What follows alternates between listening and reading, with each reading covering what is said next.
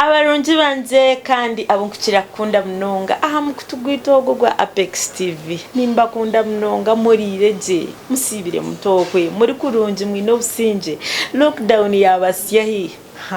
ebire bintu mangu lockdown ejine tuzisa kubimononga abantu bona baryo kwenbara nibatere nduru konka tumangura hanga no muhwezi witu katumangura buri kimwe cyona nziza kwaho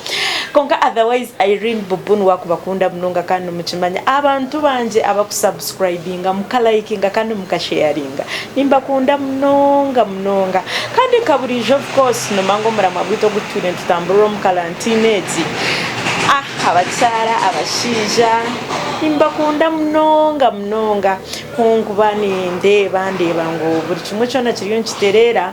though embera tirungi kandi embera te yanguhi ahakubo kweto mwita kubire kwinjo mwihanga buri yomwe narira konka hinecyo hanga yakozire kandi akatusigariza ngo mitima yitu akatusigariza ikintu kibakweta rabo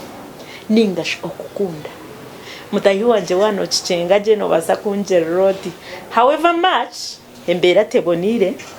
obaniki konka kiriya cyo urahanga kacituhereza akuba twina abana oyino mushija oyino mucara muri yo mukaya umutebekine mwene rizoba ino muramugunija nawe agunisha nagweri izoba ogundu kwenda ngutusharinge omushija when did you last tell your wife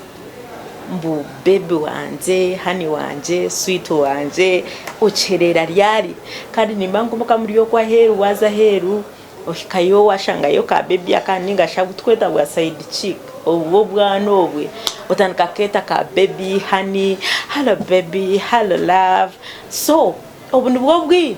obukozes ni wokigambire ho mucyara wawe musho mucyara wawe kwakwemerera kabyo sweetheart what yes love what yes baby uti harho china nyenda ngutugire kitwakora nashemera uwo mubera ngeje tikiramuhereze buzima bwona nikiza kumbera kisya munonga naza kutangara haza no kiteka no mango mukazi burijo ko mugambira kantu kasya hinaho kuba wakwata bwe n'umunywani wanje nakweshengereza obwiro obwo buturiyo ntkwese obwo buturu mutwene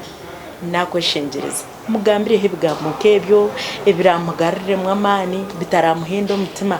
kandi kindi abashija burijo n'umwedombwita obundi nkumucara kujata ha mukameza sigaho nge mitware biratakuberizaatiza konkeje niyo shahani njya mu kirebire mazima ni wahori yo muka watandikire kukireba ngwe sente zo bire no siga kameza tizikumara ko kuborya urangu sabuni yawaho omonyo gwaho ekicyawaho really ni ndekateka nkuturarwo mu quarantine abashija ntuza kwegaruka mukora beno sige 15 hati noza kumango wene fite ko mutwara ko beno sige mitware ebiri no za kumango akameza oyine kasigire kikobe tukobona batahi banje imbakonda munonga Irene Bubu nkaburijo ntuza kweyongerayo nitwajana nitureba ebintu byo no kuturabikore embera yona okuturagitamburemo otherwise thank you so much and I love you. God bless you.